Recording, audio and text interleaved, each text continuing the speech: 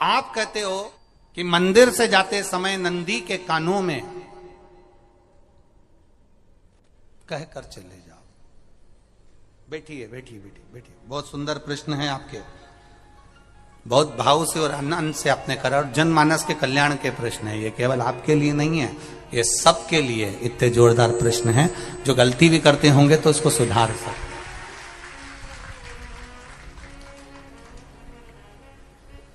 आपने कहा कि नंदी के कानों में कहना चाहिए। लोग हंसते हैं, कहते हैं बताओ वो नंदी के कानों में भगवान को कहना चाहिए। वैसे तो हम आपको एक बात बता दें कि दुनिया के लोग किसी दूसरे धर्म की कभी हंसी नहीं उड़ाते। दुनिया के लोगों को दूसरे का धर्म अच्छा लगता है। दुनिया के लोग सबसे ज्यादा हंसी उड़ाते हैं तो हमारे सनातन धर्म की ही उड़ाते हैं, और जी खुद उड़ाते हैं, दूसरा उड़ाने वाला नहीं होता। दूर के ढोल हमें समझ में आते हैं, उसका धर्म हमें समझ में आ गया, उनके क्या है ऐसा है, आओ कुछ नहीं, उनके धर्म में ऐसा है, कितना आनंद हमें दूसरे के धर्म में लग रहा है, और हमारा सनातन धर्म हमको बुरा लगता है। हमारे सनातन धर्म हमें बुरा लगने लगा। अरे भाई, लोग कहते हैं कि नंदी के कान में कहते हो, ये कोई हमारे पुराणों में या शास्त्रों में लिखा है? भगवती बहन साहू, आपको धन्यवाद देना चाहूंगा और एक बात कहना चाहूंगा। जितनी भी शिव महापुराण के अंतर्गत चाहे उपाय जो बताए जाते हैं कि बेलपत्री ऐसे चढ़ाना, काली मिर्च ऐसे चढ़ाना, चावल ऐसे चढ़ाना, धतूरा का क्या महत्व है, शमी के पत्ते का क्या महत्व है, बेलपत्री के पत्ते का क्या महत्व है, ये जितनी भी बातें बताई जाती हैं ये सब पुराण के अंतर्गत से बताई जाती है। अब दुनिया के लोग इसको चाहे टोटका कह दें, चाहे दुनिया के लोग इसे टोना कह दें, पर पुराण से हटकर कुछ नहीं। और आप लोगों को अगर बोला है कि नंदी के कान में कहकर भगवान शंकर के मन में बात पहुंचे, तो ये क्यों कहा? तो ये भी हमारी शिव महापुराण में लिखा है, जलंधर के चरित्र में। कोई आपसे कहे कि नंदी के कान में बोलने से क्या होता है, ये जलंधर का चरित्र कह रहा है। मां पार्वती जी का हस्त कमल पकड़कर जलंधर लेकर जाने लगा।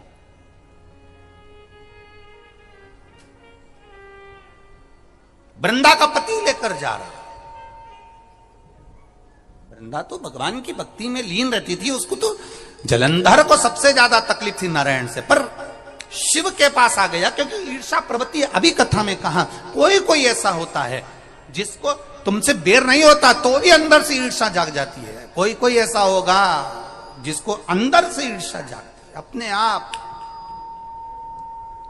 अपने आप अंदर से ईर्षा जागती है, उसका कोई बेर नहीं, और ईर्षा जाग भीतर से ईर्षा जाग।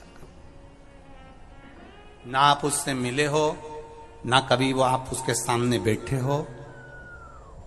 कई लोग किसी ना किसी की बुराई करते हैं तो हम लोग पूछ भी लेते हैं, क्यों साहब उनसे मिलकर आए हो क्या तुम? कभी नहीं मिल किया, कभी उनका सामना हुआ नहीं हुआ, तो फिर बुराई क्यों कर रहा? एक ने कर दी थी इसलिए हमारे ध्यान में था तो हमने भी कर दी। लो, वो कुआं में डूब के मरेगा तो तू भी मरेगा का? नहीं। नंदी सामने बैठा है, गणेश जी को मालूम पड़ गया, कार्तिकेय को मालूम पड़ गया, मां पार्वती जी का हस्त कमल जलंधर ने पकड़ लिया और लेकर चला। तब नहीं रहा गया, गणेश जी को क्रोध आ गया और गणेश जी महाराज आए, शिव जी को जगाने लगे। पिताजी पिताजी पिताजी कर कर जगाया, उठो पिताजी, पिताजी उठिए, पिताजी जागिए, पिता को जगा रहे हैं। भगवान शंकर नहीं उठे, तप में लीन थे। क्या करें हम? जलंधर के पास में इतना बल है, इतना बल है, और पिता की आज्ञा नहीं होगी तो हम कैसे मार देंगे इसको? मारने को तो हम मार दें। मां ने आज्ञा करी थी कि जलंधर उसको तारकासुर को मार दो, तो कार्तिकेय ने तारकासुर को मार दो। शिव जी की आज्ञा नहीं तो हम इसको कैसे मारें? क्या करें?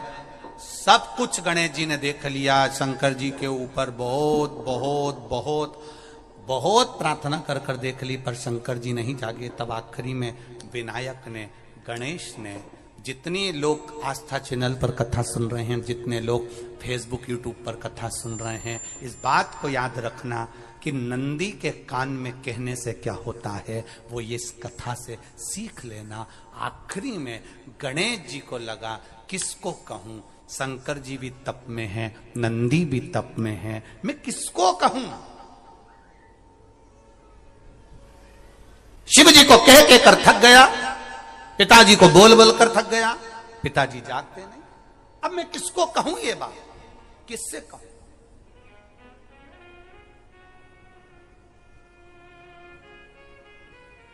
विनायक गए सीधे अब नंदी के पास में।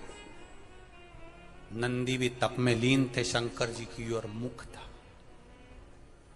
शंकर जी की ओर मुख था। गए और जाकर तुरंत विनायक ने नंदी के कानों में जाकर कहा, नंदीश्वर, मैया का हाथ पकड़कर जलंधर लेकर जा रहा है, पिताजी तप में लीन है, कृपा करिए ना। बस केवल नंदी के कान में कहा, गणेश जी दूर हट गए। नंदी के कान में कहा, शंकर जी के नेत्र खुल गए, शिव जी के नेत्र खुले। ध्यान देना जरा, इस शिव महापुराण की, आशुतोष शिव महापुराण की कथा, जो कथा यहां कही जा रही है, यह कथा पहले के चरित्रों में सुनने को नहीं मिली होगी। जरा ध्यान देना इस संवाद पर, जितने लोग आस्था चैनल पर, जितने फेसबुक यूट्यूब पर सुन रहे हैं। सनातन धर्म की हंसी उड़ाने वाले कह देते हैं नंदी के कान में कहने से क्या होता है, नंदी के सामने जाकर बोलने से क्या होता है, नंदी के पास बैठकर बोलने से क्या होता है, नंदी के पास बैठकर शंकर जी का मात्र दीदार करने से क्या होता है, दर्शन करने से क्या होता है, वो अच्छे से समझ लेना। जो लोग सनातन धर्म पर उंगलियां उठाते हैं वो अच्छे से समझ लें इस बात को।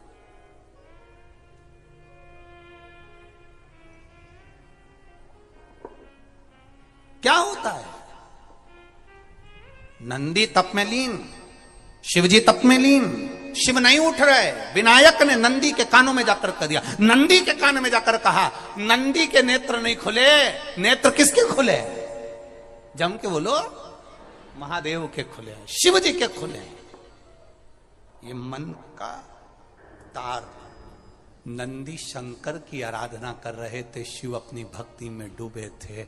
यहां कहा, यहां पहुंचा, जो दिल में था उस तक बात पहुंच गई। नंदी के दिल में शिव थे, तुम कहे, नंदी ने शंकर तक बात पहुंचा दी। वो सूत्र जो बंधा था दिल से दिल तक का, वो पहुंच गया।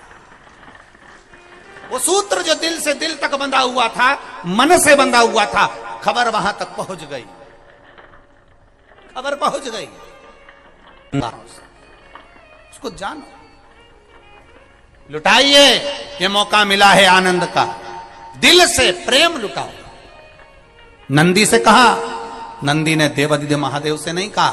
केवल नंदी आंख बंद कर कर बैठे थे, कहते से ही भगवान गणेश के शब्द शिव जी तक पहुंच गए।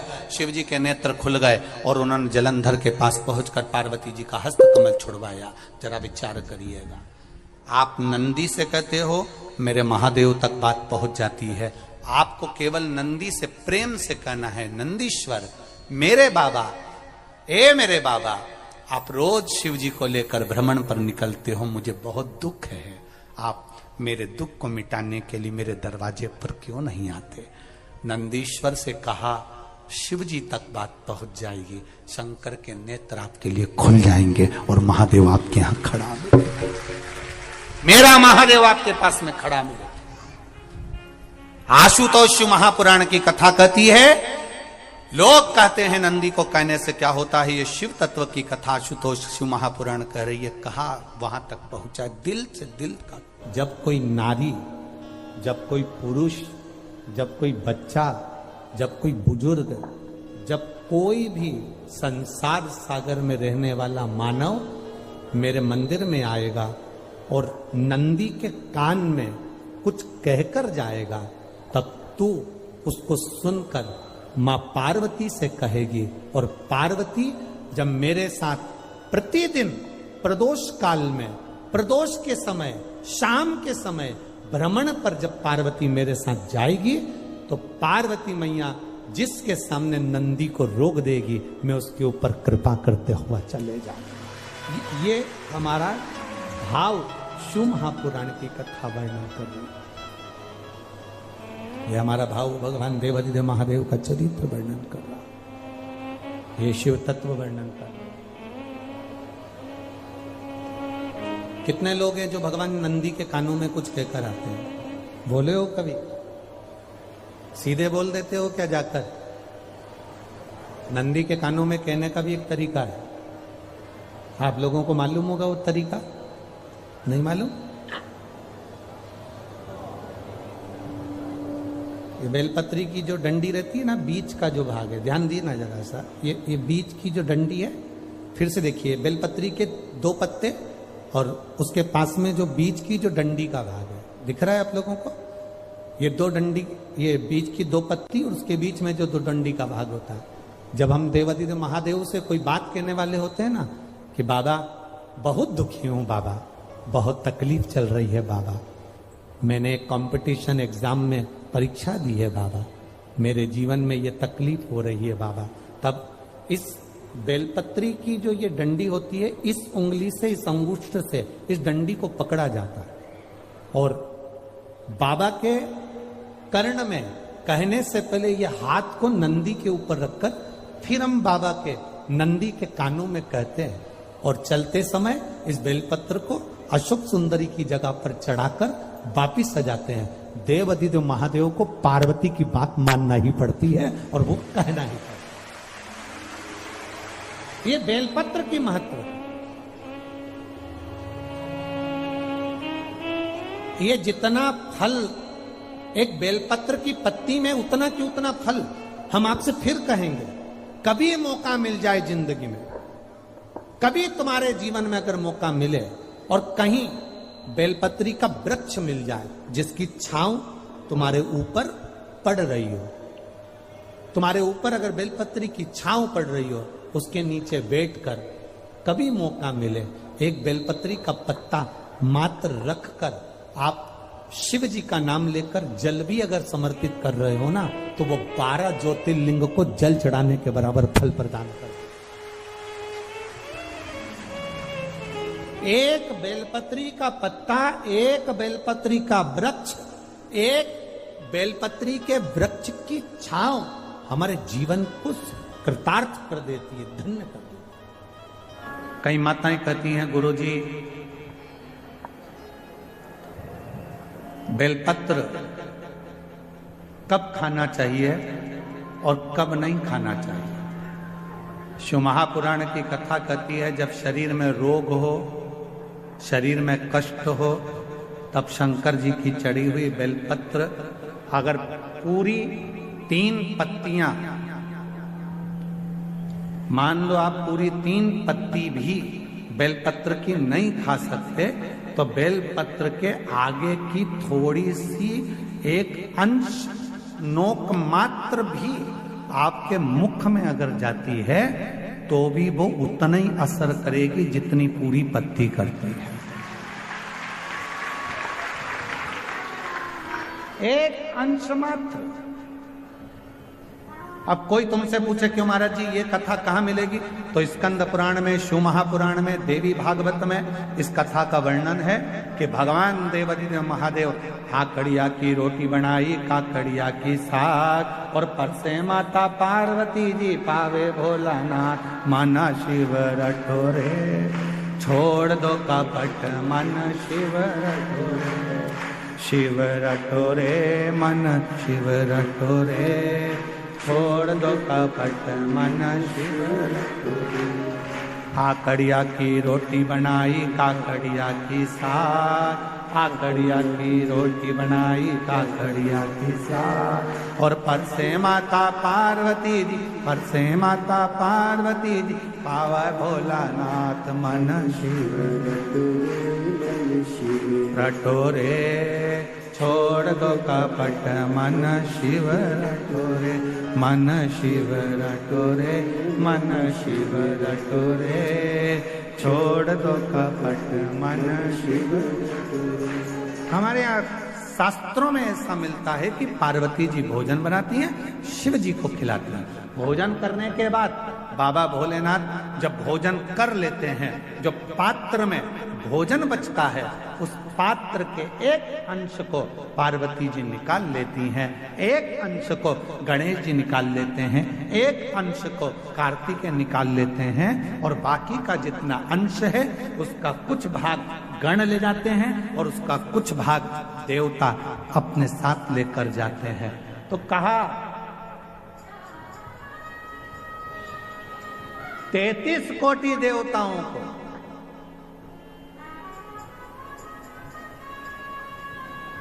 भोजन की थाली का कितना भाग मिलता था।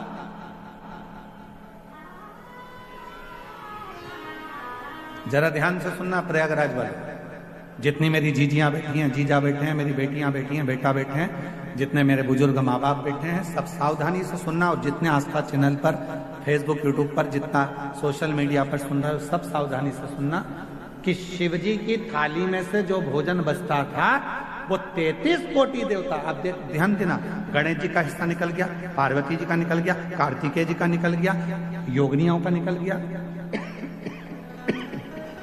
गणों का निकल गया, उसके बाद में देवताओं का हिस्सा। आखिर वो देवताओं के हिस्से में से 33 कोटि देवताओं को उस भोजन में से मिलता कितना भोजन मिलता होगा, वो प्रश्न है।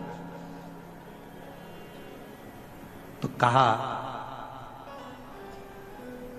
प्रसाद का मतलब क्या है? जो शंकर जी की थाली में से भोजन जाता था, भगवान नारायण के लिए लक्ष्मी जी लेकर जा रही हैं, और वैकुंठ जाते जाते जितने देवता उस प्रसाद का दर्शन करते थे, वो प्रसाद उतना उतना उन देवताओं की दृष्टि में समाहित होकर उनके हृदय में उतरता जाता था। भोजन का कण मात्र का दर्शन भी सुख दे जाता, कण मात्र का दर्शन भी सुख दे रहा।